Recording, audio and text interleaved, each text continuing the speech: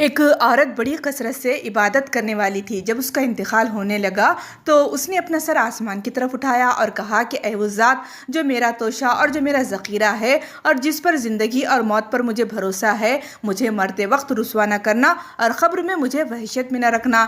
جب وہ انتقال کر گئی تو اس کے لڑکے نے یہ اہتمام کیا کہ ہر جمعہ کو وہ ماں کی قبر پر جاتا اور ماں کے بخشش کی دعا کرتا اور ساتھ میں تمام قبرستان والوں کے لیے بھی۔ ایک دن اس نے اپنی ماں کو خواب میں دیکھا اور اس نے پوچھا کہ اماں تمہارا کیا حال ہے؟ اماں نے جواب دیا کہ موت کی سختی بڑی سخت چیز ہے، میں اللہ کی رحمت سے قبر میں بڑی راحت سے ہوں اور ریشم کے تکیے لگے ہوئے ہیں، قیامت تک مجھ سے یہی برتاؤ رہے گا۔